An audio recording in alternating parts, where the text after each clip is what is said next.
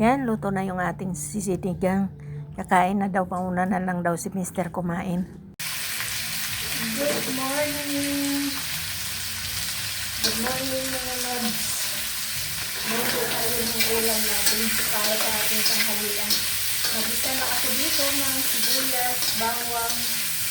Yan, tapos isangkot siya natin mabuti yung karne para lumabas yung sarili niyang mantika. Kasi yung parte na iba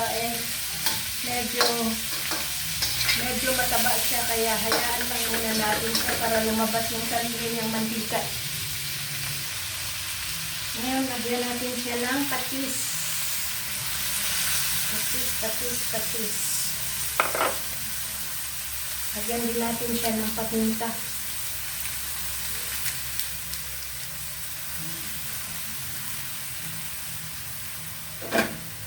Yan, haluin lang natin sandali.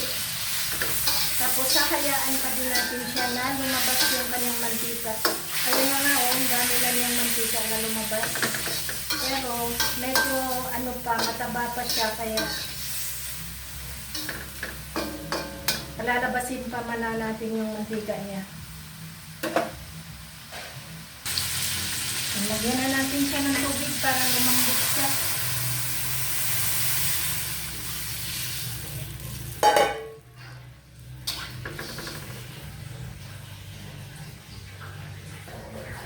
Ngayon, lagyan natin ng kamatis. Nahuli yung kamatis mga loves kasi bumili pa si Mr. Ang dalawang kamatis ilagay natin. Yung hus, ilagay mo sa buta ng hus. Malambot na yung ating karne. Ilagay na natin itong ating pangsigang. Yan. Tapos haluin lang din natin.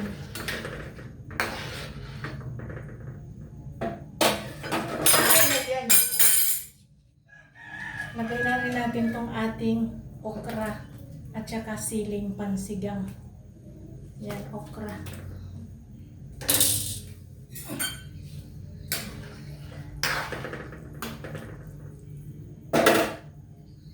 Takpan lang natin ng sandali.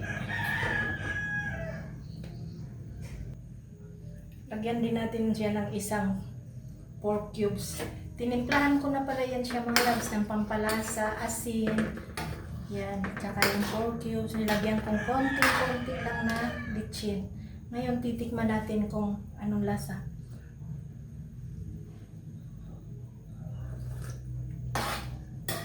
Halang asin. Sobrang asin.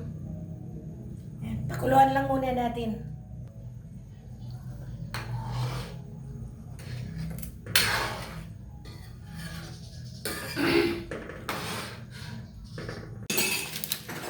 Ilagay na natin tong kangkong mga labis.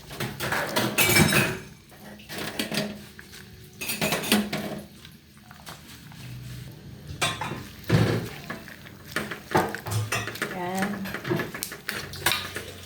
Sarap yan.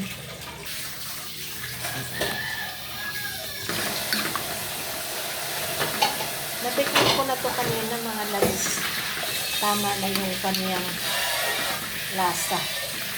Tama na yung kaniyang timpla. So, hintayin lang natin ng ilang minuto yan at luto na yung ating sinigang.